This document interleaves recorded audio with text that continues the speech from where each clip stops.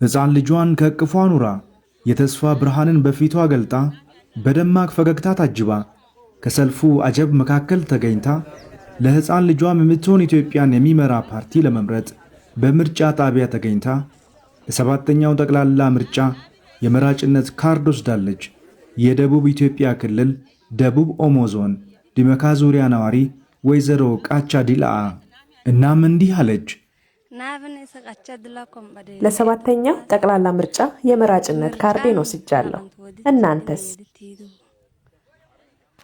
ኢትዮጵያ ዲሞክራሲያዊ ስርዓቷን ለማጽናት በቀጣይ ግንቦት ወር ለምታካሂደው ምርጫ ዜጎች ለመራጭነት የሚያበቃቸውን ካርድ በዲጂታልና በማኑዋል እየወሰዱ ነው። ለምርጫ ዲሞክራሲያዊነት ደግሞ የዜጎች ተሳትፎ ወሳኝነት አለው። እኛም የወይዘሮ ቃቻን ጥያቄ ተጋርተን እናንተስ ለመራጭነት የሚያበቃችሁን ካርድ ወስዳችኋልን ስንል እንጠይቃለን። ኢትዮጵያን ወደ ተሳቢት ሀገር እናሻግራት ሁላችንም በመደመር